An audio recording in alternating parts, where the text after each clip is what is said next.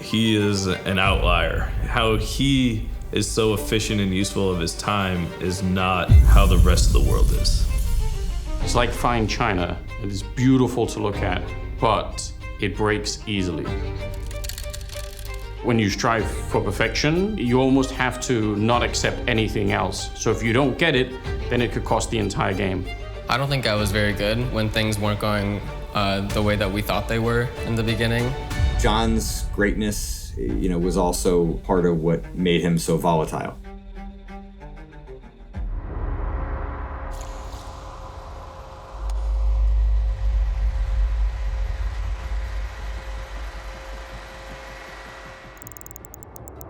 I would say I wanted to go pro in CSGO when I was finishing up in StarCraft, and I didn't know what I really wanted to do. StarCraft was one of the huge esports back then where you could actually compete and live off of it. I myself personally, as well as Liquid, owe everything that we are today to StarCraft. If I had not found that game, largely by coincidence, I would not have been here today in this capacity at all. I had a lot of ladder anxiety, and StarCraft, how it kind of is as an esport, you have to do everything, by yourself. There's no team around you. It kind of led to me to build a lot of good habits for myself for self-learning type of stuff. By far the biggest difference between StarCraft and Counter-Strike is just the fact that you play with teammates. You may sometimes sacrifice yourself to help others, and I think these are things that are unique to team games, and probably the biggest thing that EliGE had to learn coming from StarCraft. So coming in at an early age, his first real esports title was actually StarCraft, which if you're a perfectionist is great because it's just you that has to be perfect. I was playing in some of the WCS qualifiers, which was the big tournament at the time, to try to get into that. I got really far in 2 of the qualifiers, and in one of them I got into the finals and I was playing against Select, and that was a TVT matchup.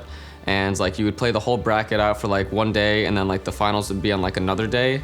And during that night, they completely changed the patch for how TVT is played. That made all of my prep and even that tournament pretty useless. And that was really frustrating for me to be able to lose like that, because I thought I was a better player at the time. So StarCraft 2, with all of its patches, kind of swung back and forth, up and down, both a little bit in enjoyment, as well as in terms of the kind of strategies that you would play. I just took a break after that qualifier was done, and I got into CS, just playing it on the side because it was something I've always done it when I was a kid. That kind of just sparked the love for CS, and I just pretty much never went back to opening up StarCraft after that. Knowing the perfectionist that he is, I can kind of see why he may have made that decision at some point. Coming into CS, I just brought those same learning principles that I did, and I thought that I was a very efficient learner. And I think that is what kind of set me apart and was what allowed me to get to the high level that I could at the rate that I did in Counter-Strike. So John is the kind of person that he learns insanely fast. From StarCraft, how there's build orders and everything that's just maximizing and trying to be really efficient. I would do the same thing with even microwaving food. If I would microwave something for 2 minutes or 30 seconds, then I would just be looking around and seeing what else I could be doing during that time. Just trying to really min-max every component that I could, so I'm not wasting any time and doing as much as I can. When we're taking a flight, we're watching Netflix. John is watching information on the stock market or learning a new language, and he's probably watching it on 1.5 or 2x speed to be more efficient with the information. He had a very hard time realizing that he's not normal and that his brain is a lot more advanced than the normal person. When you strive for perfection, you almost have to not accept anything else. So if you don't get it, then it could cost the entire game.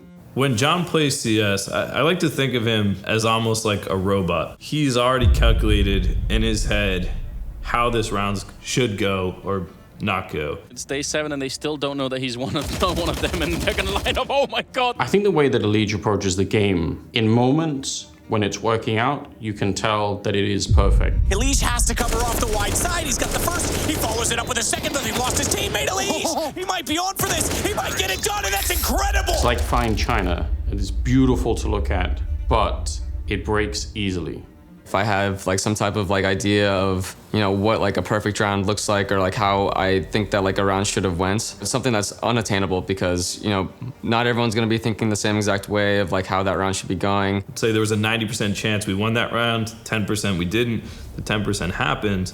he had a very hard time accepting that, acknowledging that shit happens, and moves on. I don't think I was very good when things weren't going the way that we thought they were. It was definitely harder for me to keep focused in that moment and be in the now. I would just be thinking of like how we can like improve things like afterwards, or like what I could have done afterwards, instead of thinking right now, how can we come back from this situation? My comms would go lower and I would feel frustrated, and it would just, you know, keep getting worse until we ended up like losing. And that was obviously a big problem and something that I had to learn. It was really tough in the beginning. In 2016, 2017, our roster was, we had super high highs and super low lows. We were finalists at one event, couldn't even make the playoffs of the next event. And it was all mental. We had a lot of big personalities, a lot of ideas, a lot of toxicity, and it caused John to really shut down more and more. I mean, there's no doubt in some of the early days, and especially with the personalities that were on the team back then, there weren't a lot of players that were going to bow down and sort of compromise. And with the kind of mentality that EliGE is going to bring early on, of course, that's going to be a problem and just make things worse in general. We hired a sports psychologist, Jared Tendler. I'm Jared Tendler, a mental game coach. And in 2015, I joined Team Liquid as the head of sports psychology. And my primary responsibilities were working with the Counter-Strike team, the League of Legends team, and the Dota team.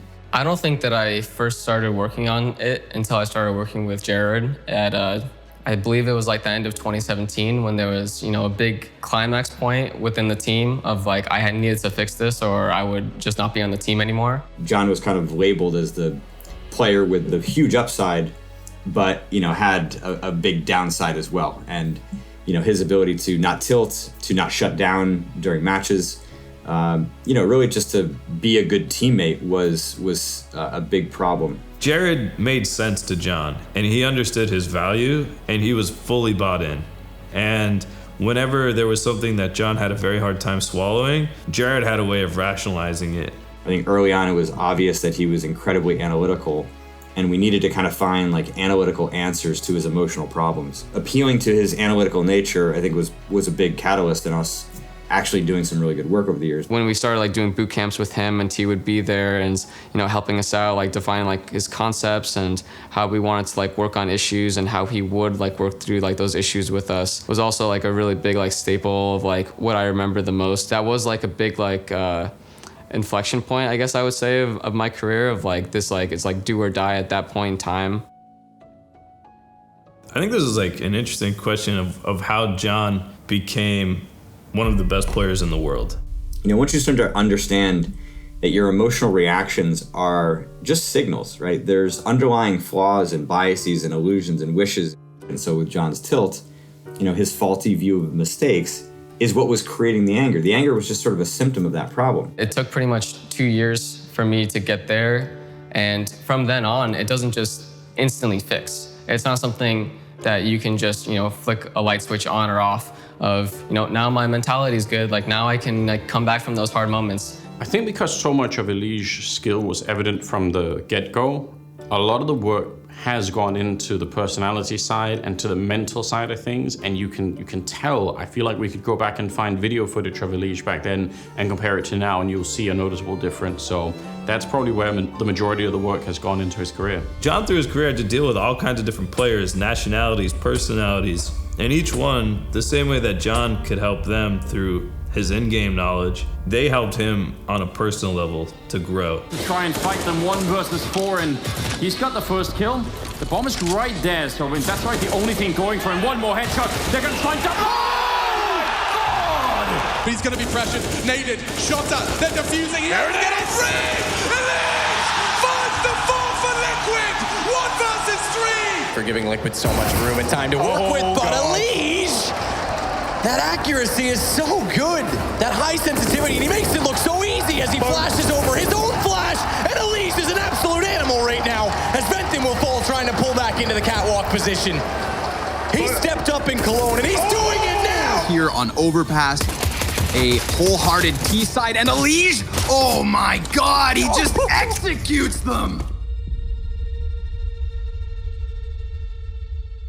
John's one of those, like, players that you point out to the youngins and you're like, you can be like that one day? If I were to see what a professional player should be, I would think of John. I think in every aspect he tries to be the best self he can be. For the longest time, he's been like sort of like that star player that a lot of Americans or Canadians look up to. Even in like, you know, North American Counter-Strike's like darkest hour, there's always been like that little like beacon of hope of, oh, EliGE is playing well, or something like that. That's kept people's hopes up and kept people motivated. John does a lot of things to help the scene. For example, very recently he actually made a video analyzing some of the high advanced / premier teams, I believe. He basically reached out and he was like, hey, I'm looking to kind of do this project. I want to go through a bunch of different, you know, advanced teams and like see what are they missing that is keeping them from being the best team they can be. It sort of like, I guess, gave this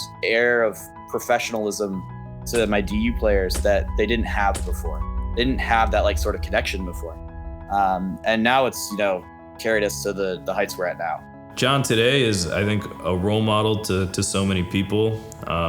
You know, I know when we think of Team Liquid, he is considered, you know, what we would love every player to aspire to be. For me, John absolutely is in the running for the best North American player of all time. I think it's a very short list of players who might be in that group, and he absolutely is one of them. Yeah, the John we have today, I think we only got because he had to overcome and grow and learn over all of the hardships of his career. I'm really happy I've got to see him grow up from the kid from, you know, high school to one of the best players that we have in the game today.